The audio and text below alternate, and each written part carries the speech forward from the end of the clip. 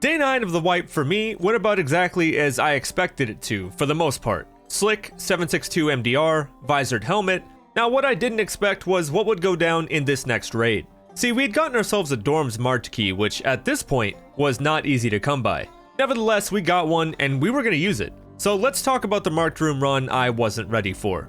I spawned in nighttime customs, my preferred time for hunting down loot. See, my motto has always been if it's harder to be seen, it's harder to be shot. Some people might say, well, I can't see either, so that's no good. But if you just think about it for a second, the map never changes. So I don't have to see to know what's going on. With at least 1,000 hours of experience on customs alone, I can smell where I'm going. I made my way to 3-story dorms. You know what? I'll just save us some time since I know you can't see anyway. I made it to 3-story dorms, jumped in the window on first, and marched down the hall. I noticed this door was open and it's not supposed to be. See, this is just the kind of thing you notice in your favorite video game when you have never felt the touch of a woman. Anyways, I turned the corner and saw this. Let a few loose and backed up to think about what I had just done. I'll never forgive myself for missing all those shots. I took the time to recompose and then went back for round 2. Heard crunchy footsteps, so I knew they had to be in the bathroom. I was right. And then did this.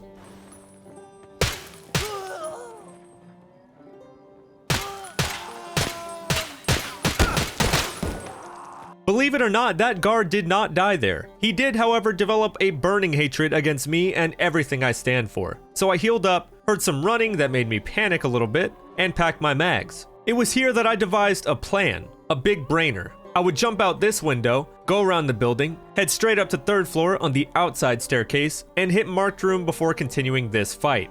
I really wanted to know what was in marked room, and Rashala was going to be the last thing I'd ever let stop me from finding out. This plan was foolproof. Until it wasn't. This lone guard had taken refuge right here in this bathroom on 3rd. I ducked into the kitchen only to turn back around and drop the guard dead. Okay, now we're good, right? Actually, at this moment, I started hearing lots of running. Rashala and friends decided to come my way. I closed the door to protect myself, and when things had calmed down a little, I opened it to peek outside. Right side clear, left side not clear. Then, as if things couldn't get worse, I heard movement on the right side. Held the corner and waited. Turns out it was just a regular scav trying to act like he belongs in this story. This did, however, activate the guards on my left, and they began the war on terror. 1 stood no chance, so then they tried 2.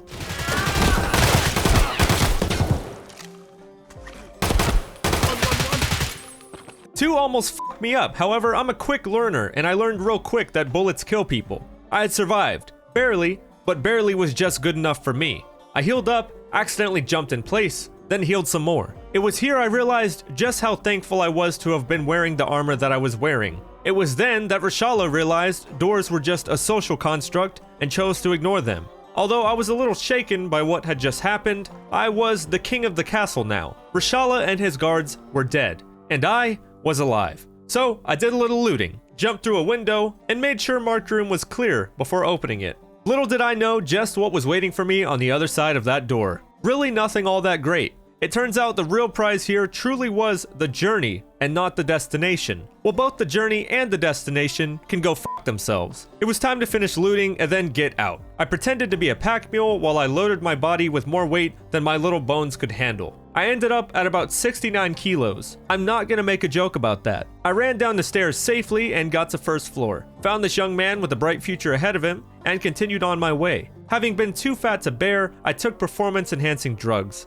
Ended up still too fat to fit through this window, so I threw my backpack to the other side. Then threw myself to the other side. Uber driver was nowhere to be found, typical, so we waddle our way to Smuggler's boat. Here's a small excerpt straight from my mouth about how I felt at the time. Oh my god, Chunkosaurus fuck. Yes, that accurately sums up the situation, I feel. Anyways, I rolled my way through the forest, dehydrating all along the way. About 5 minutes later, I saw the most incredible thing one could have seen in this situation. Smuggler's boat was open. I warmed my ass next to the fire and got out alive. If you guys enjoyed this one, give it a thumbs up. If you did not enjoy this one, give it a thumbs down. Subscribe to the channel for more content like this. And if you ever want to come say hello, I do stream at twitch.tv/finestxi. If you guys really like this content and want to go the extra mile in supporting it, I also have a Patreon page. There, you can get early access to the content on both of my YouTube channels. On that note, shout out to the VIP patrons, Nick RSA, Dr. Johan, Calabag, Hughes6707, Jokes with Dad, Def Not Dallas, Moreno, and Willy Boy Wonder. Thank you guys for the support. Anyways, that's enough rambling for me. I hope you guys have a wonderful day, and I'll see you in the next one.